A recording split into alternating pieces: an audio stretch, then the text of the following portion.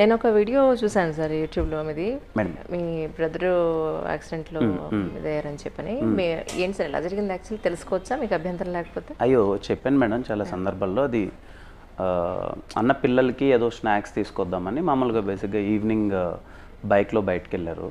So ఆ place కొంచెం ఏదో తీసుకొని రిటర్న్ వచ్చేటప్పుడు రోడ్ కొంచెం అటు ఇటు ఉన్నట్టుంది, ఏదో లారీ వచ్చి యాక్సిడెంట్ అది.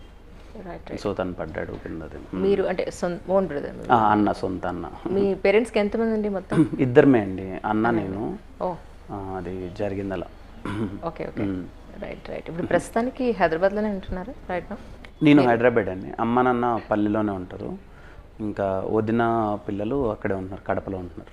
రైట్. నేను ఒకటి విన్నానండి, కరెక్టేనా? యాక్చువల్లీ మీతో పాటు యూట్యూబ్ దాంట్లో మూవీస్ దాంట్లో వర్క్ చేసిన టీం అందరికీ కూడా మీరు ఒక ఆపర్చునిటీ ఇవ్వాలని అనుకున్నారు, వాళ్ళందరికీ మూవీస్ ఇస్తూ వెళ్తున్నారు. అవునా, నిజమా? అవునండి, అంటే నేను షార్ట్ ఫిల్మ్స్ అవన్నీ చేసి వచ్చేటప్పుడు ఒక అవకాశం కోసం చాలా తహతహలాడిపోయేవాడిని. బేసిక్గా ఎక్కడికి వెళ్ళినా కానీ నేను ఎక్కువ ప్రయత్నించలేదు, కానీ నా చుట్టుపక్కల ఉండేవాళ్ళు కానీ వాళ్ళు కానీ ఎక్కువ ఇక్కడ టీ షాప్ దగ్గర కృష్ణానగర్లో కానీ ఇక్కడ కూర్చొని ఉన్న మీటింగ్స్ అప్పుడు ఎప్పుడు ఆపర్చునిటీస్ అనేది రావట్లేదు, లేక షార్ట్ ఫిల్మ్స్ అప్పుడు ఎక్కువ మేము చేసేటప్పుడు 2016, 2017 ఎక్కువ చేసేవాళ్ళు short films. Number of people అందరూ వెనక్కి వెళ్ళిపోయారండి.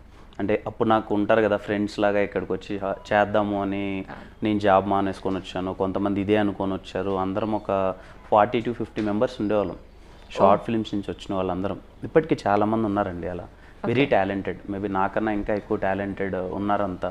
వాళ్ళకి ఏంటంటే ఆపర్చునిటీనో లేకపోతే రైట్ ప్లాట్ఫామ్ అది రాక తిరిగి ఇంటికి వెళ్ళిపోవడం అలా ఉంటుంది కదా. అది నేను వాళ్ళని ఎప్పుడైనా చూసినప్పుడు కానీ చాలా ఐ ఫీల్ బ్యాడ్. ఇప్పుడు నా ఫిలిం బాగుంది అని చెప్పి ఫస్ట్ వాళ్ళే కాల్ చేస్తూ ఉంటారు, అరే మనలో ఒకడు వెళ్ళాడు చేశాడు ఇది అని, సో హ్యాపీ అని. సమ్హౌ నాకు వీలైనంత వరకు నేను అన్ని కొత్త డైరెక్టర్స్తో చేస్తున్నాను, వీలైనంత కొత్త టాలెంట్స్ని తీసుకురావాలని. అండ్ లక్కీలీ నేను చేసే ప్రొడక్షన్ హౌసెస్ అన్నీ అండి, ఇప్పుడు కోడి రామకృష్ణ గారి బ్యానర్ కావచ్చు, గీతా ఆర్ట్స్ కావచ్చు, లేకపోతే మైత్రి, వాళ్ళు కూడా ఏంటి అంటే ఇప్పుడు నేను కలవగానే వాళ్ళు నాకు చెప్పేది ఇలా వర్క్ చేసేటప్పుడు try to get new people, బయట నుంచి వాళ్ళని ఎక్కువ ఎంకరేజ్ చేయండి, కొత్త టాలెంట్ని పోస్టర్ డిజైనర్ దగ్గర నుంచి ఎవరైనా కొత్త వాళ్ళు ఉన్నారో చూడండి అని చెప్తున్నారు. So it's very good sign అండి. అండ్ నా సినిమాల్లో ఇప్పుడు నేను చేయబోయే ప్రతి ఒక్క సినిమాలో ఖచ్చితంగా మీరు ఒక మినిమం ఒక 10 మెంబర్స్ని, టెక్నికల్ డిపార్ట్మెంట్ అవ్వచ్చు, యాక్టింగ్ అవ్వచ్చు, కొత్త వాళ్ళు అయితే ఉంటారు. ఇప్పుడు మీ ఫ్రెండ్స్ని ఎంతమందిని ఇంట్రడ్యూస్ చేశారు ఫిల్మ్ ఇండస్ట్రీకి? చాలామంది ఉన్నారండి, అంటే ఇప్పుడు ఎవరైతే నా చుట్టుపక్కల వాళ్ళు ఉన్నారో వాళ్ళందరికీ ఉన్నారు, ఇప్పుడు చేస్తున్నారు ఆల్రెడీ మూవీస్లో. ఇప్పుడు ఎస్ఆర్ కళ్యాణ మండపంలో చాలామంది వచ్చాము, నెక్స్ట్ వచ్చిన సెబాస్టియన్ మూవీలో కూడా చాలామంది ఉన్నారు. అండ్ ఇలా మూవీ బై మూవీ అందరూ కొత్త వాళ్ళందరూ వస్తున్నారండి. ఓకే. రాజు ప్రమోద్ గారు ఏమవుతారు మీకు యాక్చువల్లీ? ఏమి కారండి వాళ్ళు, ఓకే, మాకు మా మామ వాళ్ళ ఫ్రెండ్స్ వాళ్ళు. రైట్. యా, మా సొంత నాన్న వాళ్ళ అక్క కొడుకు మా మామ, తను వాళ్ళ ఫ్రెండ్స్. Okay okay. మీ లైఫ్లో నాకు ఇది ఎట్టి పరిస్థితుల్లోనూ సమ్మతం కాదు అన్న పాయింట్ ఏంటి? ఎట్టి పరిస్థితిలోనూ సమ్మతము కాదనేది, ఇప్పుడు ఏదైనా నేను సాధించలేను, ఇది నువ్వు చేయలేవు, ఇది నీ వల్ల కాదు అంటే నేను యాక్సెప్ట్ చేయలేనండి, చేసి చూపించాలనిపిస్తుంది. ఫిల్మ్ ఇండస్ట్రీకి అలాగే వచ్చారా? అలాగే వచ్చాను, నేను చేద్దామని వచ్చాను. ఇక్కడికి వచ్చే టైంకి నాకు తెలుసు ఇక్కడ సాధించడం చాలా కష్టం, హీరో అనేది స్క్రీన్ పైన కనిపించడం అనేది చాలా అంటే చాలా కష్టమని. ఇక్కడికి వచ్చిన తర్వాత చుట్టూ సిచ్యువేషన్స్ అన్నీ చూస్తే చాలా దారుణంగా ఉంటాయండి, అంటే నెగిటివిటీ ఎక్కువ ఉంటుంది. అంటే చేయలేము, హీరో అంటే చిన్న విషయమా, నీకెవరు లేరు ఏంటి, ఇవన్నీ. అప్పుడు ఇంకా కొంచెం స్ట్రాంగ్ ఫీలింగ్ వస్తుంది, అంటే ఇలాంటి ప్లేస్లో ఏదైనా ప్రూవ్ చేస్తేనే కదా మనకంటూ ఒక సెల్ఫ్ కాన్ఫిడెన్స్ కానీ మనకంటూ ఒక ఏదో చేసామరా అన్న ఫీలింగ్ ఉంటుంది కదా. So true. అంటే మా ఛానల్ త్రూ మిమ్మల్ని అప్రోచ్ అవ్వడానికి 2-3 కొత్త డైరెక్టర్స్ ప్రయత్నించారు. మిమ్మల్ని అప్రోచ్ అవ్వాలంటే ఏంటి, చాలా పెద్ద లాంగ్ ప్రాసెస్ ఉందంటే ఏంటో ఒకసారి చెప్తారా? నన్ను అప్రోచ్ అవ్వడానికి ఏం ప్రాసెస్, నాకు మేనేజర్ కూడా లేడండి. Is it? నాకు ఎవరు లేరు మేనేజర్, నా కాల్స్ నేనే పిక్ చేస్తాను. నిజమా?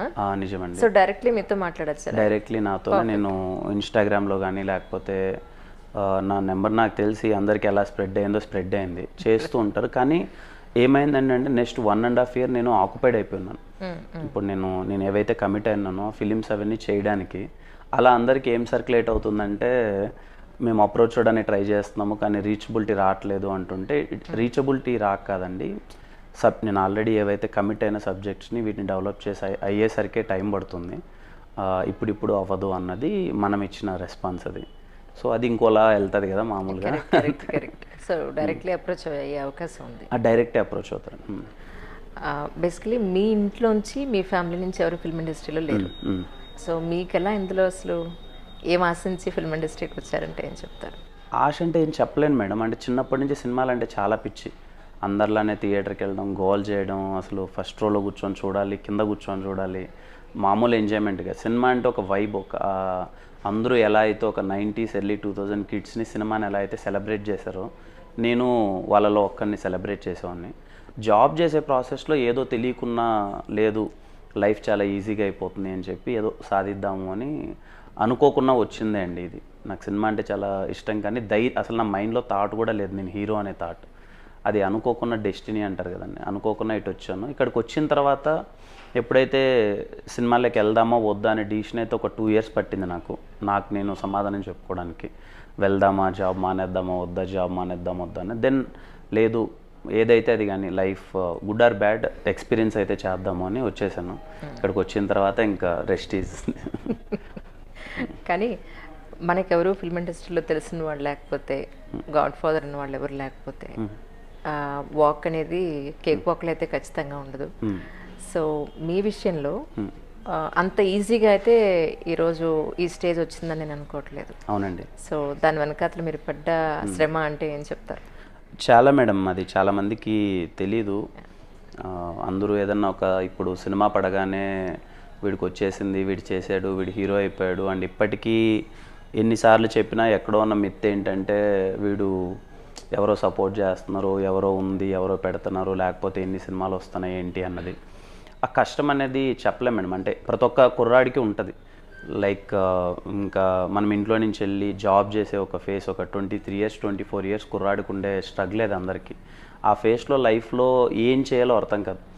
జాబ్ వచ్చి సెటిల్ అవుతుంటే ఒక పక్క మ్యారేజ్ చేసుకోవాలా, లేకపోతే ఇంకా సెటిల్ అయ్యి మ్యారేజ్ చేసుకోవాలా, లేకపోతే జాబ్ రావడం వాళ్ళకి ఏం చేయాలన్నది. నాలాంటి వాళ్ళకి కొంతమందికి ఏదో సాధించాలి అని ఉండే వాళ్ళకి 2 పడవల మీద కాలు చేయలేము, అయితే అది చేయాలి, అయితే ఇది చేయాలి. ఇప్పుడు ఆ టైంలో జాబ్ వదిలేస్తే లైఫ్ ఏమైపోద్దో తెలియదు మనలాంటి వాళ్ళకి. ఐ మీన్ లైక్ ఒక మిడిల్ క్లాస్, రేపు ఏమవుతుందో తెలియదు సిచ్యువేషన్, బ్యాకింగ్ ఏముండదు. ఇవన్నీ ఒక మైండ్లో ఇన్ని ఆలోచనలు అన్నీ పెట్టుకొని ఒక నార్మల్ కుర్రాన్నప్పుడు ఇన్ని ఆలోచనలు పెట్టుకొని వచ్చేసాను. ఏదైతే అది అయింది సాధిద్దాము అని. ఇక్కడికి వచ్చిన తర్వాత మీకు తెలియదే ఉంది మేడం, లాట్ ఆఫ్ స్ట్రగుల్స్. ఈరోజు హీరోగా స్క్రీన్ పైన కనపడడానికి వెనకబడ్డవి చాలా ఉంటాయి. నాకు అవి ఎక్కువ చెప్పడం నాకు ఇష్టం ఉండదు. అంటే ఉంది అని చెప్తాను కానీ ఎన్ని పడ్డాము, ఎందుకు పడ్డామని ఎందుకు ఉండదు. అంటే కష్టం లేనిదే ఏది రాదు. ఈరోజు ఇక్కడ అంతమంది నన్ను చూస్తున్నారు స్క్రీన్ పైన అంటే అది డిజర్వ్ అవ్వాలంటే కష్టాలు ఖచ్చితంగా ఉంటాయి. సో దాని గురించి ఏం లేదు, ఎన్నో పడ్డాం, బట్ ఐఎమ్ హ్యాపీ.